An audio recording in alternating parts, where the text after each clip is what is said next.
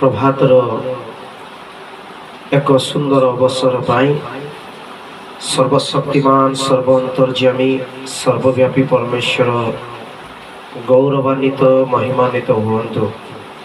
प्रियेश्वर लोक मैंने आम यही दिन मान गोटे विषय को आलोचना कर आसुअछु।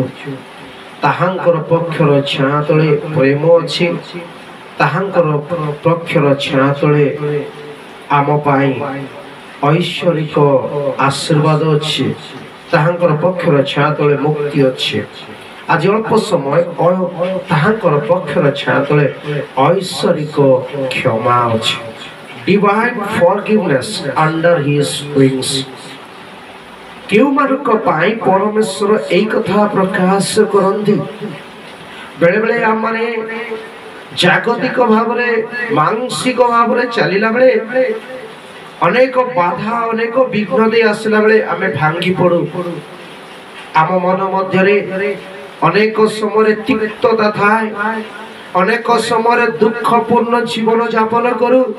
क्षमार हृदय आम पाखरे न थाए कि आमे क्षमा करि पारि न थाओ, किंतु एकमात्र प्रभु यीशु ख्रीष्टଙ୍କ ठारे ऐश्वरिक क्षमा रही अछि। डिवाइन फॉरगिवनेस रही अछि। जदि आमे अपराधी, आमे पापी, आमे अधर्माचरी, आमनकर जातना जेतेबेले ताहांको ऊपर थुआ गेला से आम पाई क्षमाकारी हले। प्रथम जन 1 अध्याय 9 पद अनुसार जदि आमे अपना अपना पाप को स्वीकार करू से विश्वस्त एवं न्यायवान परमेश्वर आम समस्त पाप को क्षमा करिया पाए। से क्षमा करी बोली आमे बंचिछु, से क्षमा करी बोली आमन को आह्वान करूछंती।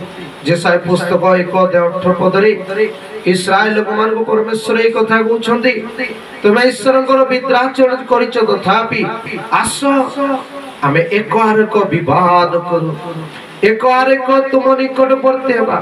प्रिय ईश्वरଙ୍କ लोक माने आजिर प्रभात रे जेतबे आमे ईश्वरଙ୍କର निकट को आसुअछु से क्षमाकारी दयामय अनुग्रहकारी आमानकर अधर्म अनुसार आमानको दंड न देई आकाश पृथ्वी जेते दूर सेते दूर आमानकर अधर्म को करियछंती एवं आमानको क्षमा करी आमे प्रस्तुत होचंती। आमानकर पाप रक्त वर्ण हेले सुधा से आमानकर पाप को धौत करी हिम परि करिया पाए अपेक्षा करूछंती।